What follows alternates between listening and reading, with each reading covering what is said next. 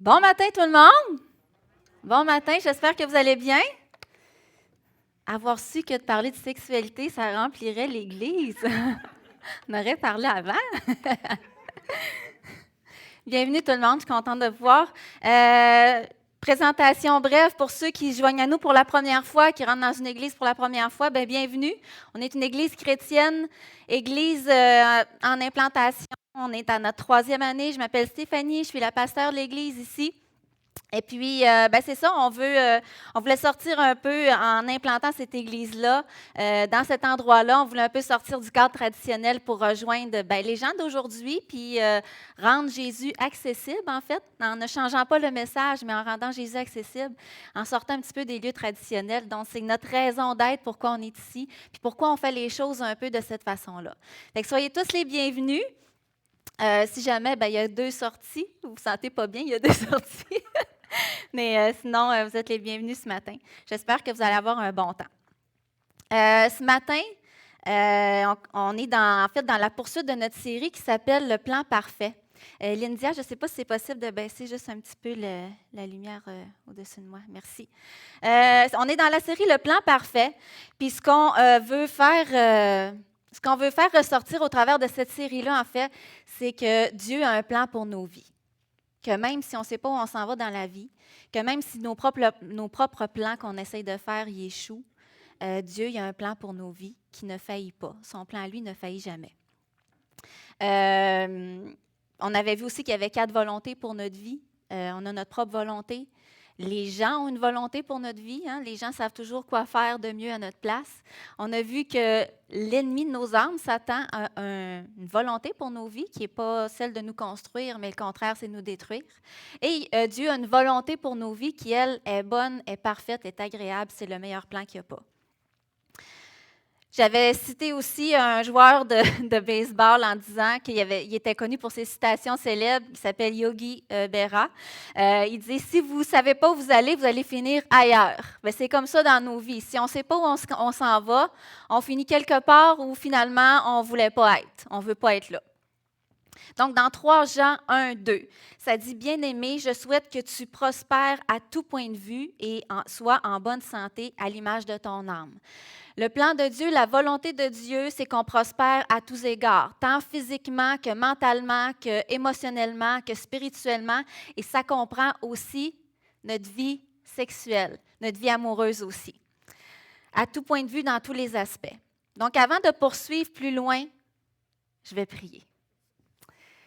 Seigneur, merci pour ta présence ce matin. Merci parce que tu es un Dieu qui nous aime.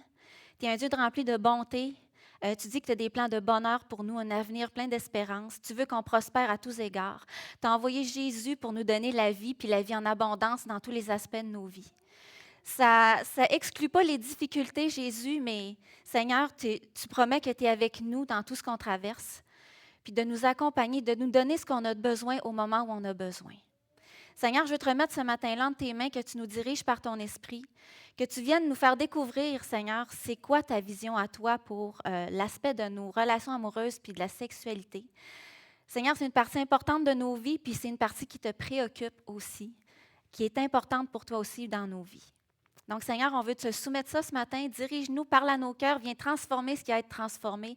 Viens nous convaincre là où on a besoin d'être convaincus. Puis je te prie que tu puisses apporter guérison, délivrance à ceux qui en ont besoin ce matin. C'est en ton nom, Jésus, que j'ai prié. Amen. Donc, ce matin, en préparant le message, c'est ça qui est fou.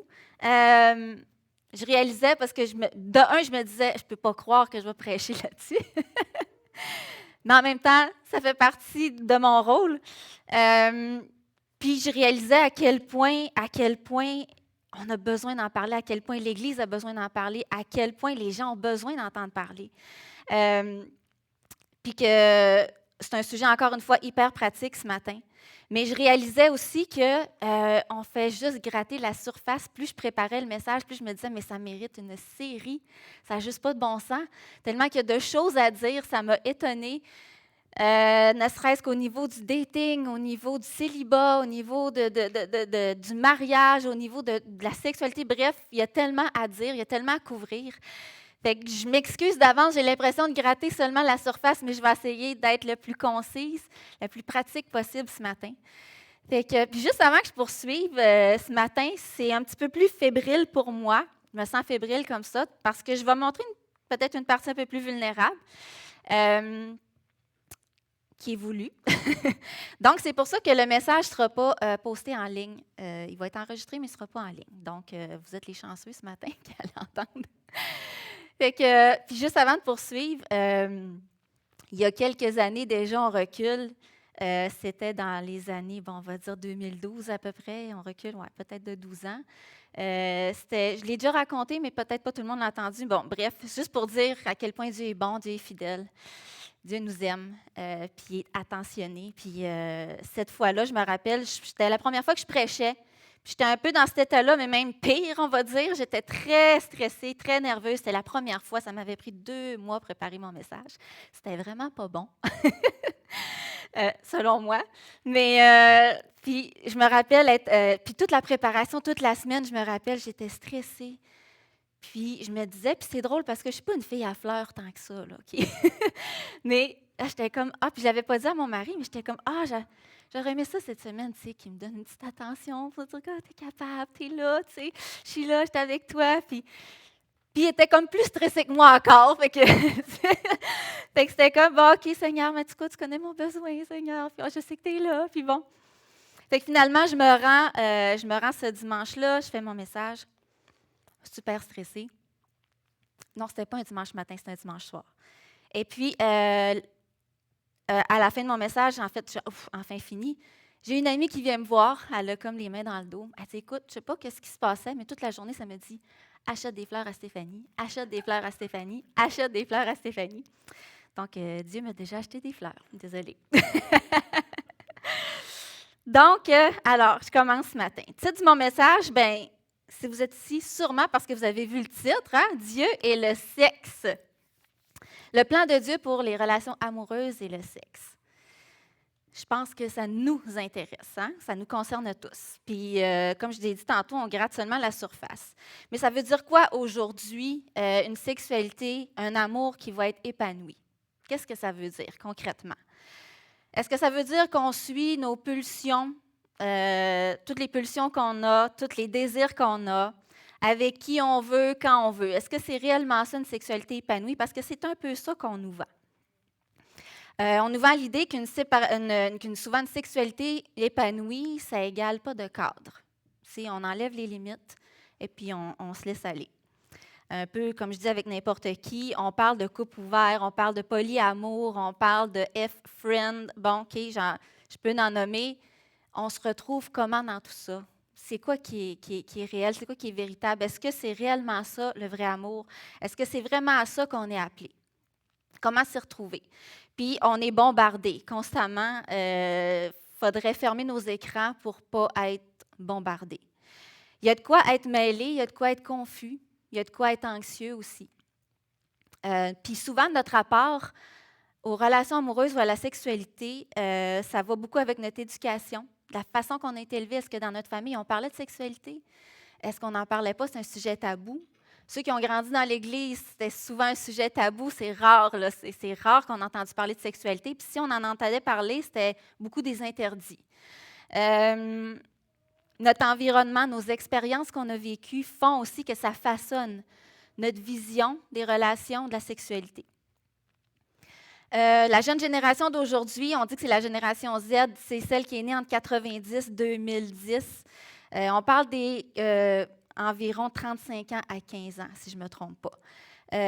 On dit que ça succède à la génération Y. Cette génération-là, celle de nos enfants présentement, ont été élevés par des écrans. Qu'on le veuille ou non, les écrans sont là, sont présents.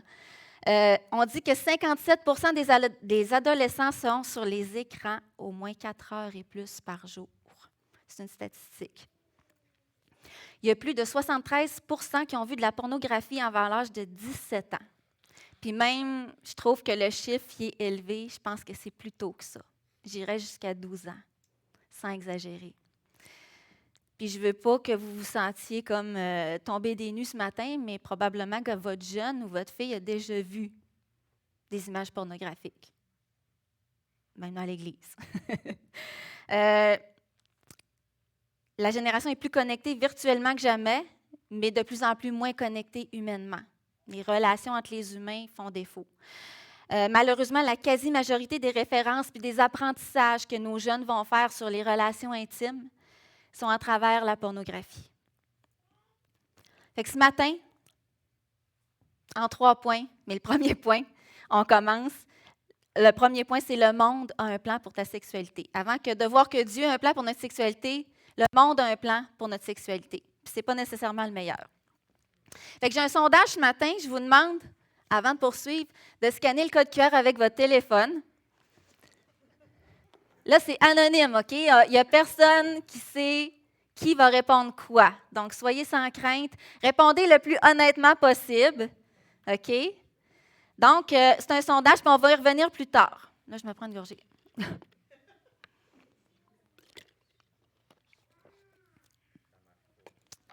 Ça marche pas?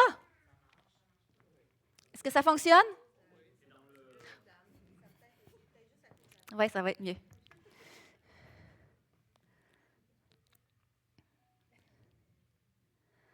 Donc, les questions rapides. 1, le sexe est seulement un besoin physique. Deuxième point, si 2 adultes consentent, il n'y a rien de mal. 3, le mariage est une simple formalité. 4, le sexe avant le mariage permet de tester la compatibilité. 5, ce qui compte, c'est le bonheur personnel. 6, les enseignements de la Bible sur la sexualité sont archaïques et ne reflètent pas l'évolution de notre société moderne. 7, tout le monde le fait, donc c'est normal. 8, Dieu veut que nous soyons heureux avant tout. 9, la sexualité est quelque chose de sacré qui doit être défini par Dieu seul. Fait qu'on va y revenir plus tard. Est-ce que tout le monde a pu scanner? OK. Et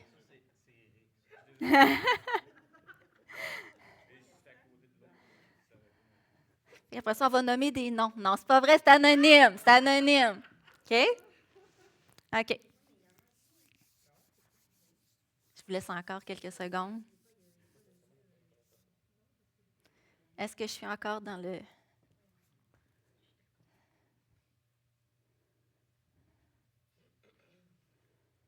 Ça va?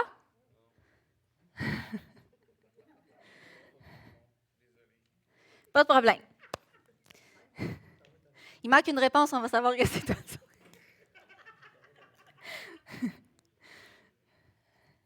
Dernière, et je poursuis. OK. Ouverture de la société versus les tabous de l'Église et des familles. Ce qu'on remarque, c'est que la société n'est pas gênée, n'a pas honte de parler de sexualité, de sexe. Puis il y en a énormément à dire à ce sujet-là. L'école parle d'éducation sexuelle et c'est une bonne chose, je pense, parce que souvent, comme famille, on a failli, comme Église, on a failli. L'école a décidé de prendre un peu le relais. Pas nécessairement que c'est selon nos valeurs, mais c'est quand même une bonne chose.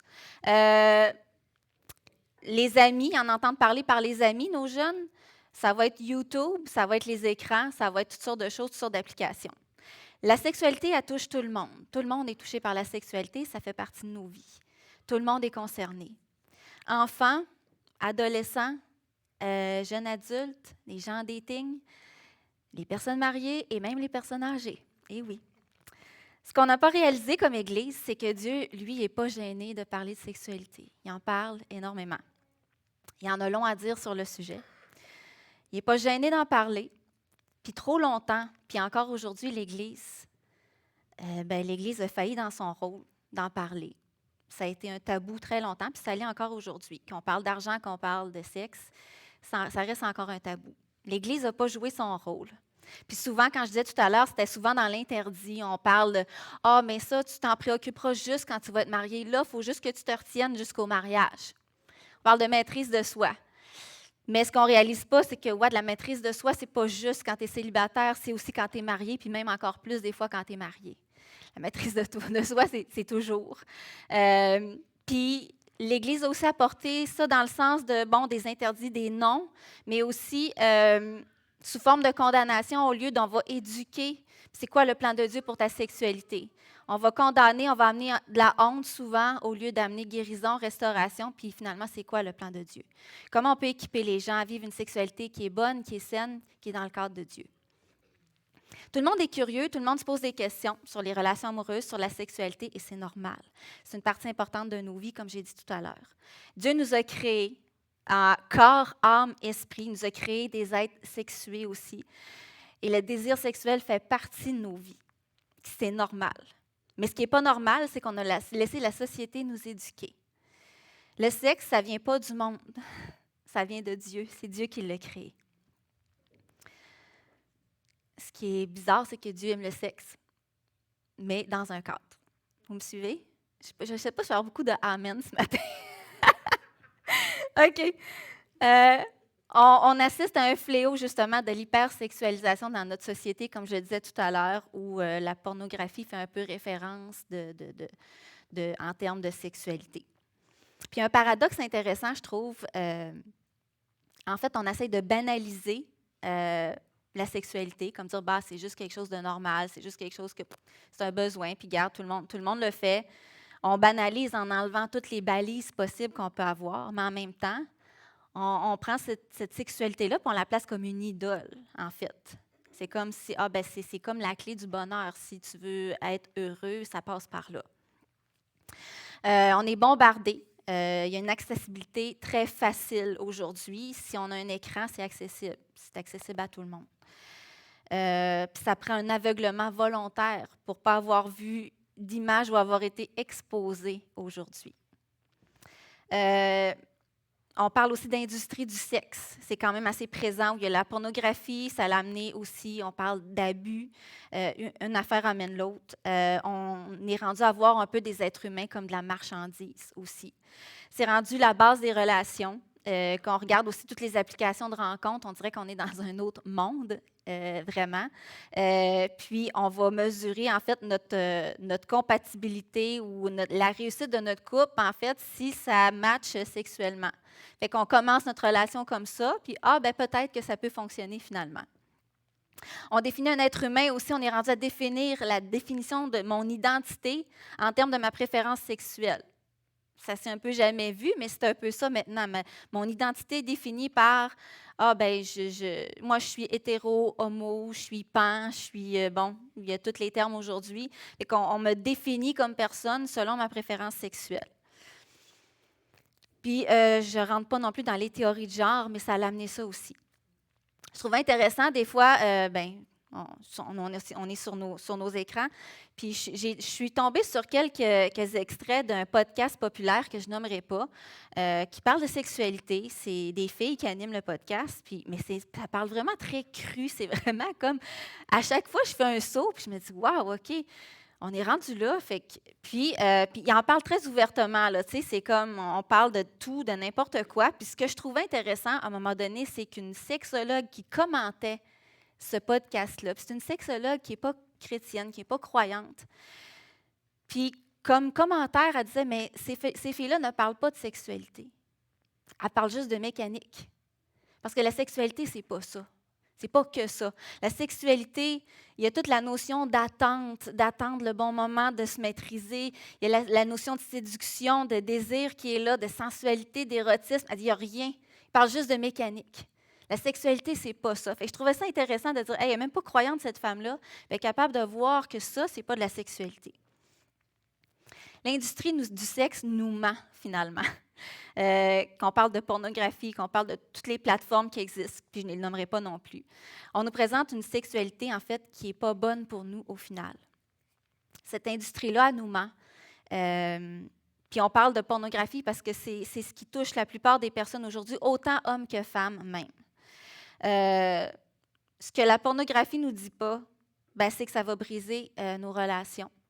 Ça va affecter la chimie du cerveau. C'est prouvé scientifiquement que ça affecte la chimie du cerveau. Ça change notre façon de voir les gens. En fait, ça les dépersonnalise.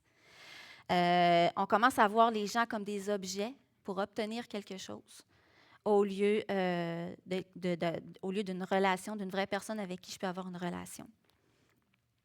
Ça amène de la performance au lieu de juste apprendre à être ensemble. Ça ruine, ça brise l'intimité avec les personnes qui sont proches de nous. Ça amène une gratification immédiate aussi. Puis ça affecte évidemment la relation avec le conjoint ou la conjointe. C'est une mauvaise solution qui camoufle des problèmes beaucoup plus profonds. Souvent, ce qui se cache en arrière de ça, ça va être un besoin de réconfort, d'anxiété, de stress. On vit de la pression, faible estime de soi, et j'en nomme, il y en a. C'est un moyen comme un autre de venir s'apaiser. C'est un cycle de dépendance aussi qui conduit à un cycle de dépendance, c'est ça que je veux dire. On parle, les experts parlent, les psychologues parlent d'une explosion anormale. En fait, ça se passe au niveau du cerveau, des hormones. Je ne rentre pas dans le détail, mais juste pour vous donner une image. On parle d'une explosion anormalement forte de récompense et de plaisir qui provoque une accoutumance au niveau du cerveau, puis une dépendance. En fait, ça joue un peu comme les hormones au niveau du cerveau, comme de la drogue. Donc, ça vient stimuler toutes les hormones qui sont reliées au plaisir et après ça, bien, le corps en demande, en redemande, en redemande. À la longue, ça créerait même des dysfonctions sexuelles, ce que les psychologues remarquent. C'est une dépersonnalisation de la sexualité, en fait, parce qu'il n'y a plus d'intimité avec le cœur. C'est juste des actes. On essaie de séparer la sexualité d'avec l'amour, finalement. Puis pourtant, c'est l'intimité qui conduit à une vraie connexion et à des vraies relations. Étonnamment, ce que la Bible nous révèle, c'est que, bon, je l'ai dit tout à l'heure, le sexe vient de Dieu. Il a été créé par Dieu, il ne vient pas du monde. Le sexe est une belle et une bonne chose qui a été créée par Dieu pour notre plaisir, puis pour qu'on en jouisse dans tous les sens du terme. Pour qu'on en profite. Pour Dieu, c'est un gros oui, finalement, mais dans un cadre, dans le cadre du mariage. Pourquoi le mariage? Bon, qu'est-ce qu'elle nous sort là ce matin? Pourquoi le mariage? Parce que le mariage, c'est avant tout, c'est une alliance entre deux personnes, entre un homme et une femme. Une alliance dans la sécurité qui s'est faite, qui est sécure, parce qu'on a pris engagement l'un envers l'autre. C'est le monde qui a perverti, en fait, ce que Dieu a donné pour notre plaisir. Ça doit être, en fait, la sexualité entre un homme et une femme, ça doit être le fruit de l'amour, en fait, de l'amour entre deux personnes qui se sont engagées pour le bonheur de l'autre. Si on veut que nos enfants, puis que la génération d'aujourd'hui, la génération présente puis celle future, aient une meilleure histoire sur le sexe pour leur vie, puis les relations amoureuses, elle doit savoir c'est quoi vraiment, puis c'est quoi que c'est pas. Puis c'est là qu'on faillit aussi. La seule façon de connaître la source, le but, puis de vivre une réelle liberté, puis la vraie beauté de la sexualité, bien, c'est de regarder à celui-là qui l'a créé. Et c'est Dieu. Puis on doit en parler. Ne pas en parler, finalement, c'est pas sans conséquence.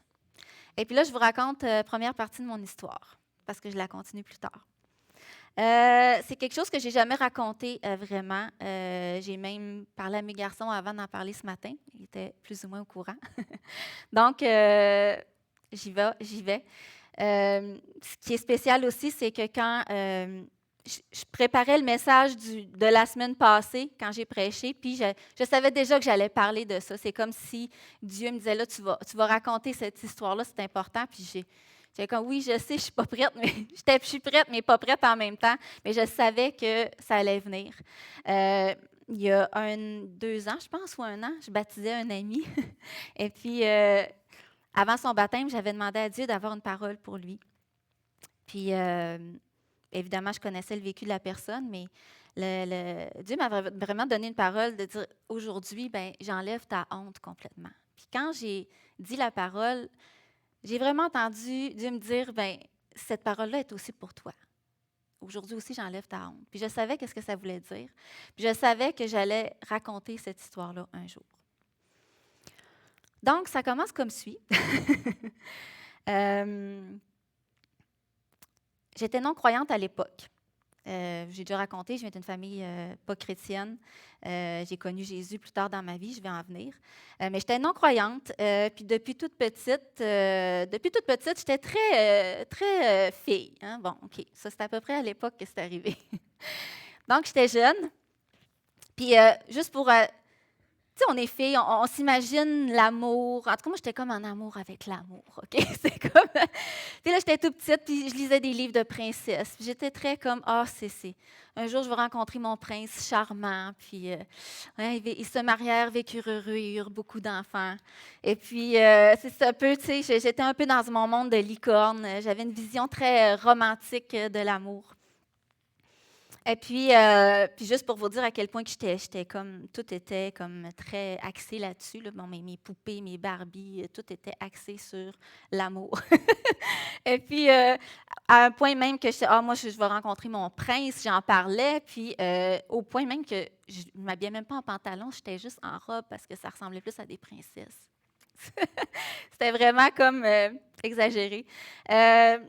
Donc, c'est ça, j'avais vraiment un idéal, puis c'était comme si un jour, je vais rencontrer mon prince charmant et tout. Puis au point, c'est ça, moi, j'avais 2 frères, puis ben, ils ne pouvaient pas jouer aux poupées avec moi, fait qu'on faisait un genre de deal, tu sais, si je joue aux poupées, si je joue à la poupée avec toi au Barbie, mais toi, tu vas jouer au G.I. Joe avec moi pour au Transformer. Dans ce temps-là, c'était ça. Fait que j'ai dit, OK, pas de problème. Puis à un moment donné, je jouais avec mon frère, puis j'avais 2 Transformers. À un moment donné, juste se faire exploser, ça vient plate, là, tu sais. Il y avait juste ça comme... fait que j'ai dit, OK. Fait qu'à un moment donné, après 2, 3 explosions, ben moi, mes 2 transformeurs, j'y retirais d'un coup, puis ils finissaient par s'embrasser, tu sais. Et là, mon frère se choquait. Mais qu'est-ce que tu fais là? Oui, mais ils s'aiment. Puis là, ah oui, tu veux quoi pour souper? OK, oui. Donc, tu sais, vous dire à quel point c'est ça, ces filles. Donc, fait que ça a été comme ça. Puis, à un moment donné, je rencontre un jeune homme. J'ai 13 ans à l'époque. 13 ans. Je rencontre un jeune homme de 17 ans qui était gentil, attentionné. On s'entendait bien. Et puis ça n'a pas été long, en fait. C'est devenu comme mon premier amour. On a sorti ensemble. Puis c'est ça, j'étais comme... Tout mon monde tournait un peu autour de lui. Là, il y avait comme, il a 17 ans, il est gentil, nanana. Et puis, j'avais 13 ans. Puis lui, venait d'une famille dysfonctionnelle. Il avait vécu un drame familial, puis la pornographie était très présente dans leur famille. En fait, la pornographie était consommée ouvertement par leurs parents. Les enfants avaient accès à ça. Ils étaient 3 garçons, donc c'était présent dans toute la maison. C'était moi, la première fois que je voyais ça. Même que ça crée comme un genre de choc au début. Tu es comme, mais voyons, qu'est-ce qui se passe? Donc, c'était un peu comme ça que ça a amorcé. Et puis, donc, la relation continuait. Puis, à un moment donné, c'était aussi une période où la sexualité se parlait, veut pas. On en parlait à l'école, puis entre amis aussi. Puis, j'avais des amis qui avaient déjà eu leur première relation sexuelle, d'autres non. Fait que des fois, on osait s'en parler, d'autres pas. Puis, des fois, tu sens une pression aussi, comme est-ce que c'est normal que j'en ai pas, puis je devrais-tu en avoir? Mais là, j'étais en couple avec ce gars-là, puis à un moment donné, on a une conversation, puis il me dit, écoute, on s'aime, puis c'est normal qu'à un moment donné, on en vienne à là, ça fait partie de... c'est vrai, tu sais. Fait que arrive le soir fatidique où, on a cette première relation-là. Et puis, comment expliquer? Tout de suite après, c'est comme si qu'est-ce qui vient de se passer? J'étais même pas certaine. C'est comme si tout mon monde de licorne, tout d'un coup, c'est comme complètement effondré, éclaté. Mais qu'est-ce qui vient de se passer? Il y a comme eu un clash, là, c'était incroyable. Je dis, OK, pourquoi je me sens confuse présentement? J'ai le goût de pleurer, je me sens choquée en même temps. J'arrivais pas à mettre des mots. Il y avait comme une incompréhension. Je suis capable d'en mettre aujourd'hui. Ça a été long, mais il y avait une incompréhension. Mais qu'est-ce qui vient de se passer? Puis c'est ça. Mais c'est vraiment ça. Mais OK, mais dans le fond, c'est un mensonge d'amour, c'est un mensonge, tout ça. C'était tellement un choc. Puis je suis repartie de là comme vraiment comme déboussolée. J'avais mal physiquement, j'avais mal à mes organes, j'avais surtout mal à mon cœur. Je me sentais comme éclatée de partout, je me sentais brisée, je me sentais défaite. Puis il y avait un sentiment de honte intense qui était là. Je me sentais trahie, en fait, parce que ce qu'on m'avait raconté dans les histoires de princesses, finalement, c'était pas vrai. Je comprends pas pourquoi ils parlent de bonheur et de plaisir, puis c'est pas ça du tout. Fait que ça a tout de suite shifté ma vision de l'amour et de la sexualité. Puis évidemment, je ne voulais plus retenter l'expérience. C'était comme, OK, non, ça, je n'ai plus vivre ça. Et puis, en final, ça s'est mal terminé parce que, bon, comme je ne voulais plus, ben, lui a décidé de me trahir. Puis bon, ça a fini comme ça. Donc, ça a comme fait, OK, finalement, l'amour véritable, ça n'existe pas. C'est juste, c'est n'importe quoi. Donc, ça a été ma première expérience qui a façonné, veut pas, ma vision des relations amoureuses et de la sexualité. Mais vous comprenez que c'est clairement pas le plan que Dieu avait pour ma sexualité. Je continue, je reviens avec mon histoire tantôt. Deuxième point, Dieu a un plan pour ta sexualité. Dieu parle de sexualité. Il est le créateur de la sexualité, des sexes. Puis sexualité saine ne veut pas dire sexualité plate. Sexualité saine ne veut pas dire sexualité qui fait mal, qui blesse non plus, qui est humiliante. Dans Genèse 2, 24, 25, ça dit « C'est pourquoi l'homme quittera son père et sa mère et s'attachera à sa femme, et ils ne feront qu'un. » Verset 25, « L'homme et la femme étaient tous les deux nus et ils n'en avaient pas honte. » Donc, ce qu'on voit, c'est que dès le début, l'intention de Dieu, c'est que les deux soient ensemble, profitent l'un de l'autre. On voit qu'ils sont complètement nus et qu'ils n'ont pas honte. C'est quelque chose de normal, c'est quelque chose de beau parce qu'ils sont ensemble. Ils sont complètement intimes, complètement vulnérables l'un à l'autre. C'est quelque chose qui est beau, qui est pur, puis qui profite autant l'un à l'autre. Le péché, en fait, quand le péché est venu, puis c'est ce qu'on a vu quand Ève a décidé de désobéir et Adam aussi, en fait, quand on pêche, c'est quand on sort du cadre que Dieu a voulu. Et tout de suite, qu'est-ce qui arrive, en fait, quand le péché arrive, c'est qu'il y a une déconnexion qui se passe. Il y a une déconnexion relationnelle. On se déconnecte l'un de l'autre aussi. Puis, qu'est-ce qu'ils ont fait la première fois? Comme première chose, Adam et Ève, ils se sont couverts, ils ont couvert leur nudité. Tout de suite, la honte est venue. Puis, c'est ce que j'ai expérimenté à ma première fois. Ils ont eu honte, ils ont envie de se cacher loin de Dieu. Ils ont sorti du cadre. Quand on sort du cadre, on s'expose en fait à la honte, à la peur, à la souffrance, à l'abus, à la trahison. La sexualité n'a pas été créée pour ça. En fait, c'est pour produire ça. Ce n'est pas le fruit d'une relation saine dans le cadre que Dieu a voulu. Le sexe a été créé pour un époux et une épouse pour se connaître dans le niveau le plus intime qu'il n'y a pas, pour explorer ensemble tous les plaisirs de la sexualité. Puis c'est là que dans le mariage, il n'y a pas vraiment d'interdit tant que c'est un homme et une femme qui sont mariés ensemble, qui restent deux ensemble, qu'il n'y a pas d'autre chose. La Bible en parle. Assez surprenant. La Bible en parle, Dieu n'a pas honte d'en parler. Je ne sais pas qui ici connaît le Cantique des Cantiques. Amen. Elle l'avait voulu. Peut-être que ça fait longtemps. Okay. J'ai 3 passages juste pour vous dire. En fait, le Cantique des Cantiques, c'est un poème d'amour qui a été écrit par Salomon, qui est un peu une métaphore, puis l'image évocatrice. En fait, c'est de 2 personnes qui célèbrent l'amour. Un homme et une femme qui sont mariés, puis ils célèbrent toutes les joies de l'amour ensemble. Fait que là, je vous donne 3 passages, OK? Cantique des Cantiques, chapitre 7, versets 7 à 9, ça dit « Ta taille est semblable à un palmier, et tes seins à des grappes. Je me dis, je monterai sur le palmier, et j'en saisirai les rameaux. Que tes seins sont comme les grappes de la vigne, le parfum de ton souffle comme celui des pommes, et ta bouche comme un vin excellent. » Quand même. Cantique des Cantiques, 4, 5 et 7. « Tes 2 seins sont comme 2 fans. » Ça devait être un compliment à l'époque.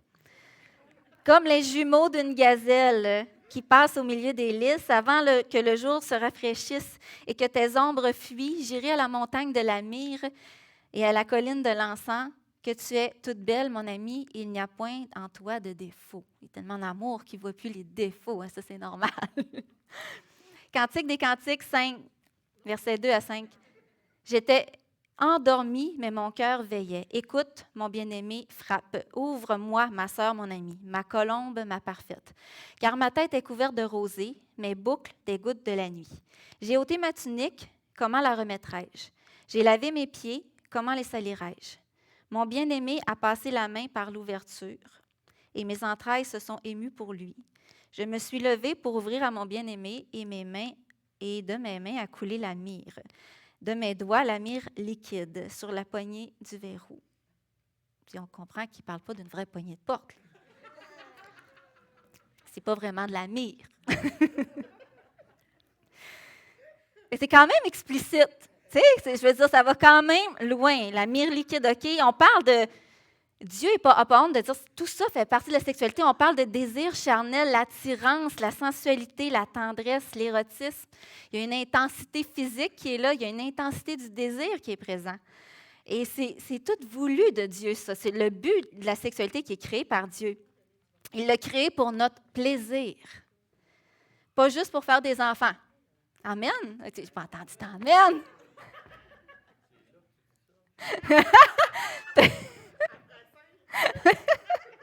Avoir su. 1 Corinthiens 7,5, ça dit « Ne refusez pas de vous unir l'un à l'autre. » C'est ce que Dieu veut, qu'on ne se refuse pas entre mari et femme.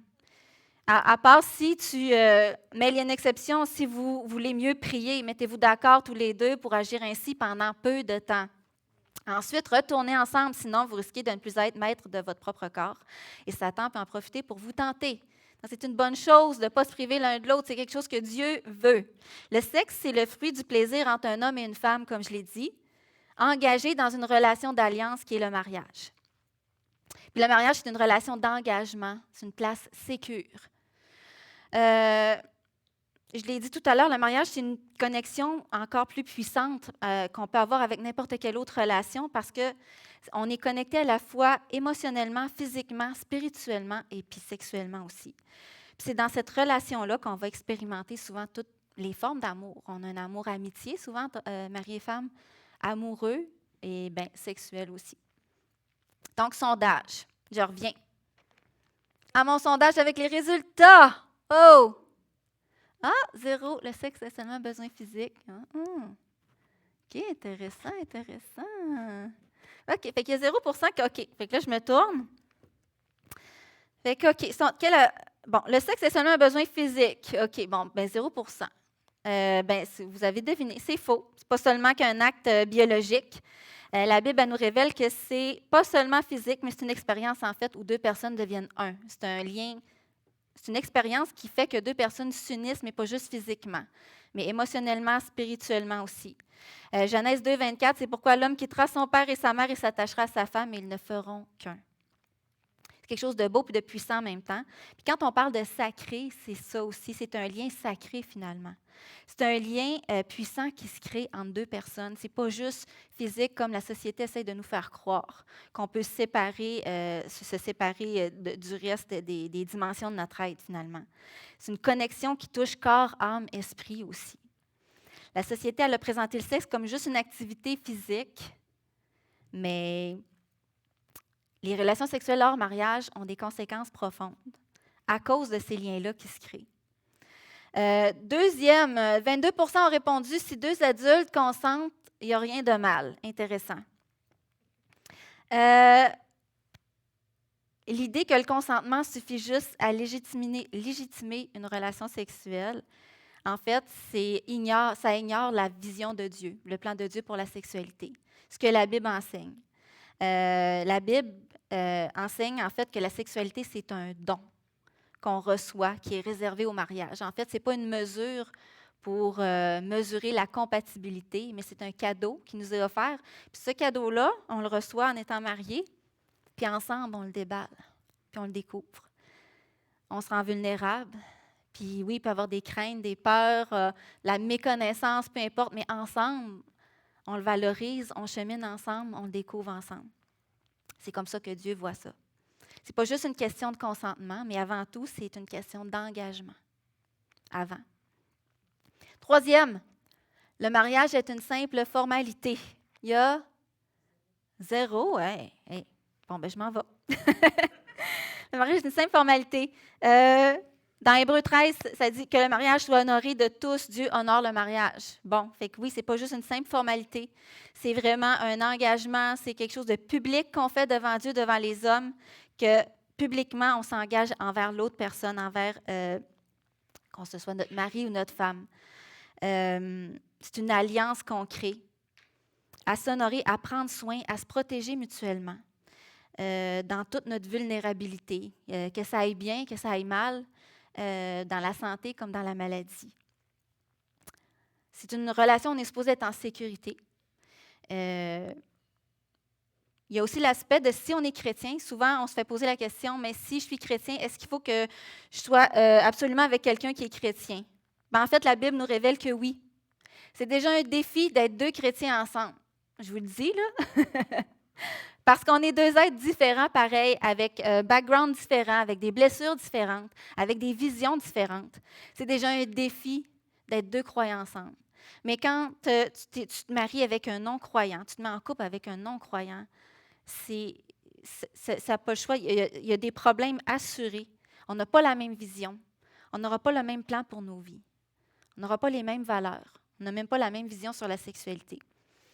Dans 2 Corinthiens 6,14, ça dit « Ne vous mettez pas avec des incroyants sous un joug qui n'est pas celui du Seigneur. En effet, ce qui est juste peut-il s'unir à ce qui s'oppose à la loi? Est-ce que la lumière peut être solidaire avec les ténèbres? » Donc, la Bible est quand même claire au sujet de tes croyants, marie un croyant. Tu t'exposes à des problèmes. C'est déjà difficile avec un croyant, mais avec un incroyant, il n'y a pas de lien, il n'y a pas de rapport. Il y a de la souffrance assurée. 4e, le sexe avant le mariage permet de tester la compatibilité 9%. Cet argument-là, il va à l'encontre, en fait, de notre confiance en Dieu puis de la confiance qu'on veut construire avec l'autre. En fait, quand on veut tester la compatibilité, notre mesure de référence pour savoir notre réussite avec l'autre personne, c'est beaucoup basé sur la performance.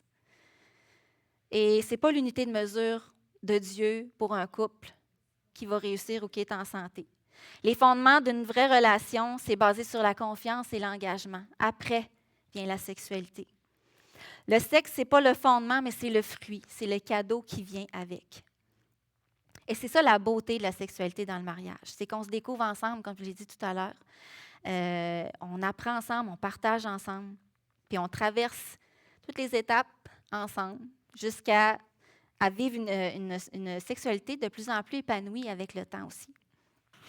Puis ce que la société, c'est ça, nous vend, c'est que, on devrait vivre quelque chose d'extraordinaire là, tout de suite. On réduit, en fait, la sexualité à des expériences puis à des moments. Mais ce que la Bible nous montre, en fait, c'est le fruit de l'union entre un homme et une femme, mais qui va grandir puis qui va aussi devenir de plus en plus beau, puis qui va se développer puis s'épanouir de plus en plus avec le temps aussi. Ce n'est pas juste une question d'un moment, mais c'est quelque chose qui se développe, c'est un processus. 5, ce qui compte, c'est le bonheur personnel. Encore une fois, la société va mettre en avant l'épanouissement personnel comme critère ultime, mais ce n'est pas l'unité de mesure de Dieu. Dieu va souvent dire, en fait, Dieu, ce qu'il veut, ce n'est pas tant notre bonheur. C'est drôle de dire ça ce matin, mais c'est vrai. Dieu veut qu'on prospère à tous égards. Dieu veut qu'on grandisse à son image, qu'on grandisse dans la sainteté. Notre bonheur est important pour lui, mais ce n'est pas le premier objectif. Quand Dieu dit « Je fais de l'Éternel tes délices, puis il va donner ce que ton cœur désire », mais je fais de Dieu mes délices, évidemment que Dieu va me combler de tous mes besoins. Parce que mes besoins, ce qui est relié à mon vrai bonheur, c'est mes besoins, ce n'est pas mes désirs. 6e, les enseignements de la Bible sur la sexualité sont archaïques et ne reflètent pas l'évolution de notre société moderne. Intéressant. Vous l'avez deviné avec ce que je viens de partager, l'être humain, ses besoins, c'est l'être humain. Ça n'a pas changé. De la façon qu'on a été créé, on a été créé pour répondre à un certain cadre. Et la sexualité a été créée aussi pour un but. Puis quand on sort de ce cadre-là, on le voit, on s'expose à la destruction. 7, tout le monde le fait, donc c'est normal. 4 OK. C'est pas parce que c'est normal que c'est moral. C'est pas parce que c'est légal que c'est ce qu'il y a de mieux pour moi. Dieu nous appelle à honorer nos corps. On a été créés avec soin puis on a été rachetés à grand prix aussi. 1 Corinthiens 6, ça dit « Évitez à tout prix de faire n'importe quoi avec votre corps. Tous les autres péchés que les gens peuvent commettre sont à l'extérieur du corps. Mais si quelqu'un fait n'importe quoi avec son corps, il fait quelque chose de mal contre son corps. » Puis après ça, il continue pour les croyants. Vous le savez, votre corps est le temple du Saint-Esprit. Cet esprit qui est en vous et Dieu vous l'a donné. Vous ne vous appartenez point à vous-même, mais Dieu vous a racheté très cher pour vous rendre libre. Alors, rendez gloire à Dieu dans vos corps. Je me fais du mal à moi-même quand je sors du cadre de Dieu pour ma sexualité, pour mes relations amoureuses, pour n'importe quoi en fait. Je me fais du mal à moi-même. 8e point. La sexualité est quelque chose de sacré qui doit être défini par Dieu seul, 70 C'est bien ça. Oui, non, c'était pas ça. Oui, c'est ça. Non, le 8e point, ça revenait, ça revient au bonheur. Je l'en ai parlé. Oui, c'est un même genre de question. Dieu veut que nous soyons heureux avant tout. Et, oui, il est préoccupé par notre bonheur. Mais notre bonheur passe par le plan de Dieu avant. J'inviterai les musiciens à venir pour la fin de mon message. Ça va tout le monde? Je ne vous ai pas perdu, je ne vous ai pas...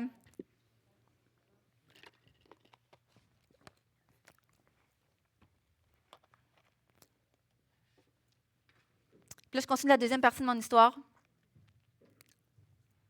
Vous comprendrez que j'ai vécu ça, puis après, ça m'a amené un peu dans un chemin de destruction pour moi-même. En fait, ça a duré quelques années où j'étais comme désabusée par rapport aux relations amoureuses, tout simplement. J'ai parlé tantôt. Pourquoi j'ai parlé de mon bouquet de fleurs tantôt? Ce matin, je disais que j'étais un peu, j'étais vulnérable du message de ce matin, puis parce que je racontais une partie de mon histoire. Puis encore une fois, quand je dis que Dieu nous aime, Dieu est bon. Ce matin, j'arrive dans la salle, puis là, vous allez comprendre avec mon histoire de princesse. Il y a une jeune fille qui est là, puis elle dit « Hey, je suis contente de te voir, j'ai un cadeau pour toi. » Genre, oui, c'est quoi? Elle dit « C'est une bague de l'amitié, c'est une bague de princesse. »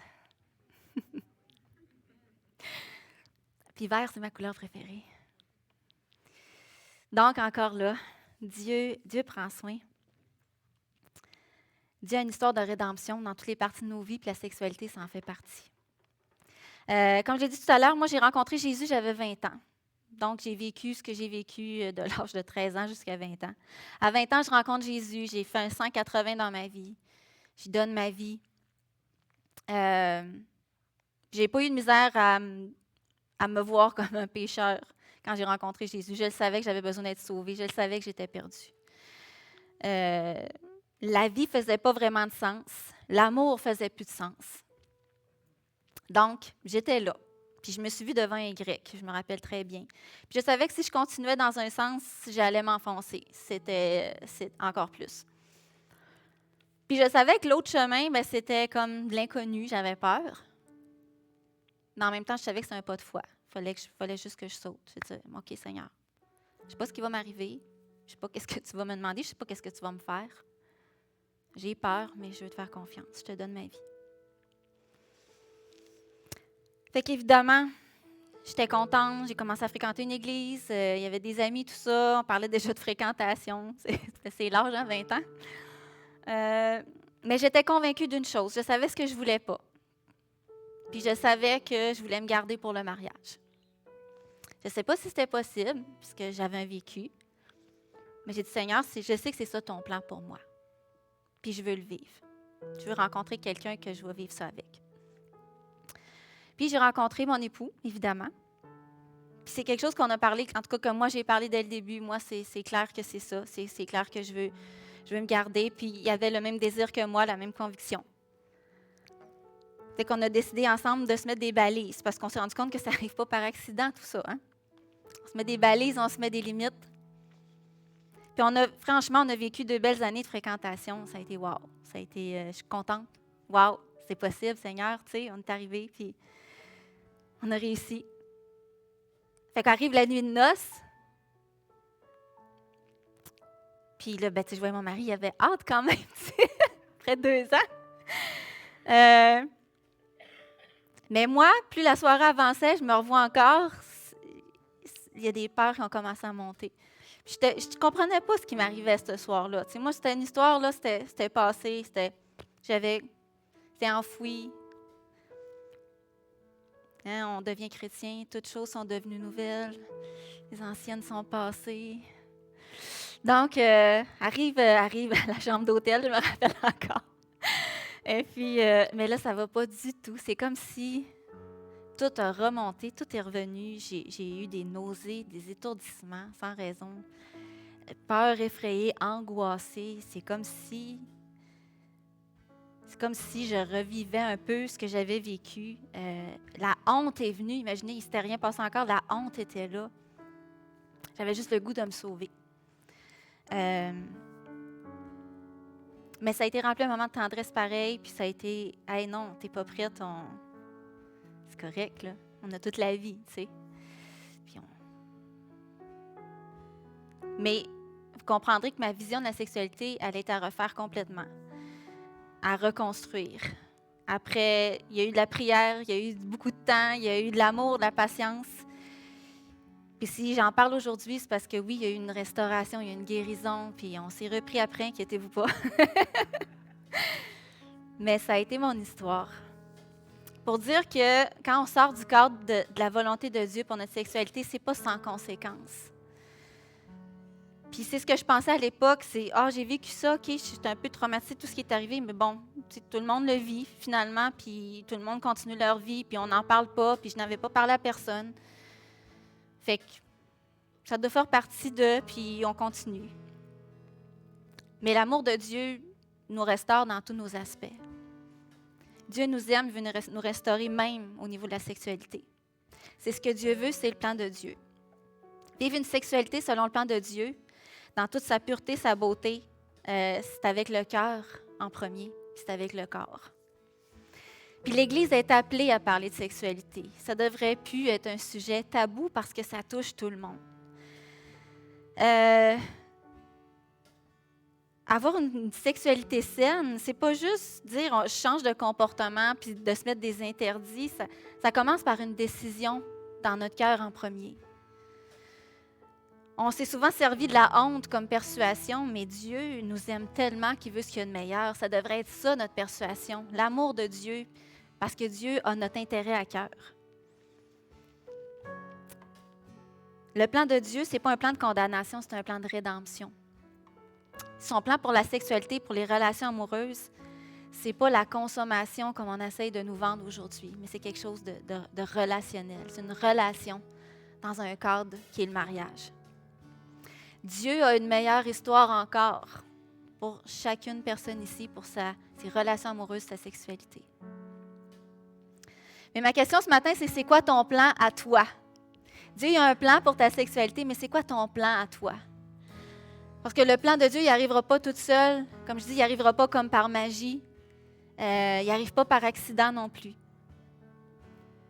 Est-ce que j'ai une conviction dans mon cœur que Dieu sait ce qu'il y a de meilleur pour moi dans cet aspect-là de ma vie? Est-ce que je suis prête à y faire confiance? Est-ce que je suis prête à y dire oui, je te fais confiance? Est-ce que je suis prête à prier pour ça, à demander à des gens de prier pour moi? Puis il n'y a pas de condamnation ce matin. On a toute une histoire avec la sexualité. Il y en a ce matin qui sont dépendants de la pornographie. Il y en a ce matin qui ont vécu des abus, des traumatismes. Je pense qu'il n'y a personne ici qui peut dire qu'il est pur à 100% de toute sa vie au niveau sexuel. On a tous vécu quelque chose. Mais ça va être quoi notre plan? Parce que Dieu veut guérir ce matin, il veut libérer, il veut restaurer. Est-ce que je m'entoure de gens qui vont prier pour moi ou un confident? On parle de redevabilité dans ces cas-là, c'est super important, prendre une personne de confiance. Mais souvent, on n'y arrivera pas seul, on ne guérira pas seul non plus. Et évidemment, notre Bible est super importante parce que si je veux connaître le plan de Dieu, je dois savoir, je dois comprendre, je dois m'imbiber de c'est quoi son plan pour ma vie, puis entre autres aussi pour la sexualité. Vivre la sexualité comme Dieu le veut, j'ai dit, ça n'arrive pas par accident. C'est quoi ton why? Pourquoi tu le ferais? Je dis oui parce que je fais confiance à Dieu, à son amour, à ce qu'il y a de meilleur pour moi. Quand je dis oui à Dieu, je dis oui à quoi exactement? Ben, je dis oui à un amour qui est vrai, qui va être basé sur le développement de la relation, qui prend du temps plutôt qu'une consommation instantanée qui va me laisser vide. Quand je dis oui à Dieu, je dis oui à des relations saines, émotionnelles et physiques. Quand je dis oui à Dieu, je construis une relation sur une fondation de confiance et de respect. Quand je dis oui à Dieu, je dis oui à un respect, puis à un processus normal et mutuel de découverte de la sexualité dans un cadre sécurisé. Quand je dis oui à Dieu, j'accepte de payer le prix de l'amour, parce que l'amour a un prix. J'accepte d'aimer, pas pour recevoir, mais pour donner, pour le bonheur de l'autre. Je dis oui à Dieu, je dis oui à m'engager, à prendre mes responsabilités pour prendre soin de l'autre. Quand je dis oui à Dieu, je dis oui à une vie sexuelle qui a le potentiel de s'épanouir au fil des années, au fil du temps, au fil des mois, des semaines, plutôt que de réduire le sexe à seulement des moments ou des expériences déconnectées de sens. Pour vivre un mariage puis une vie sexuelle dans toute sa beauté, sa liberté, sa puissance, on a besoin de la grâce de Dieu. On a besoin de son plan. Je vous invite à vous lever ce matin. Je termine en priant. On a tous besoin, comme je disais, de rédemption dans notre sexualité. Certains ici ont été blessés. On a toute une histoire. Certains sont pris avec des dépendances ce matin. Puis il y a une espèce de cycle de honte, de culpabilité, de condamnation, de mépris. Mais je sais que Dieu veut venir enlever ça ce matin, veut venir guérir ça ce matin.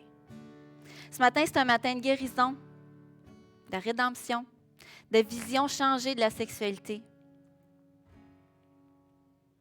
C'est un engagement à vivre selon le plan de Dieu pour nos relations. Seigneur, on veut te faire confiance ce matin. On veut vivre ce que tu as de meilleur, de bon, de plus beau. Seigneur, tu as été tenté comme nous en toutes choses. Mais tu as choisi d'aller à la croix sans péché, en te gardant pur pour restaurer notre pureté, pour restaurer notre sexualité, pour restaurer nos relations. Seigneur, on veut te remettre nos blessures ce matin, nos traumatismes. Seigneur, tu sais où on a été atteint. Tu sais où on a besoin de guérison, dans nos cœurs, dans nos têtes, dans nos pensées. Je te demande, Seigneur, de venir faire ton œuvre ce matin. Saint-Esprit, je te demande de venir visiter les cœurs, les corps qui ont été traumatisés. Je te demande de venir visiter les cœurs qui ont été meurtris. Je te demande de visiter ceux qui sont pris avec la honte, avec la dépendance ce matin. Je prie pour ta guérison, je prie pour ta délivrance ce matin. Seigneur, la croix est puissante, est assez puissante pour ça. Seigneur, merci parce que tu nous restaures dans toutes les parties de notre être. Puis dans la partie la plus sacrée, Seigneur, qui est la sexualité, là où on est le plus vulnérable, tu veux guérir. Parce que ton plan est tellement meilleur que ce qui nous a été proposé ou de ce qu'on a vécu. Seigneur, je te demande de venir avec ta puissance ce matin, commencer quelque chose que jamais on n'aurait soupçonné. Merci Jésus. C'est en ton nom qu'on a prié, Jésus. On va chanter ce matin. J'ai cet espoir, une ancre pour mon âme. Dans la tempête, je m'appuie sur toi. Dans nos blessures, on s'appuie sur lui. Dans nos dépendances, on s'appuie sur lui. Son amour, dans son amour, toutes nos craintes, toutes nos peurs, tout ce qui nous habite disparaissent. Seigneur, on a confiance en toi ce matin. Puis je sais que Dieu agit ce matin. Seigneur, viens prendre tout ce qui nous habite et viens nous libérer, Seigneur. C'est pour la liberté que Jésus est venu. Et ce matin, il y a une liberté pour chaque personne ici. En Jésus. Amen.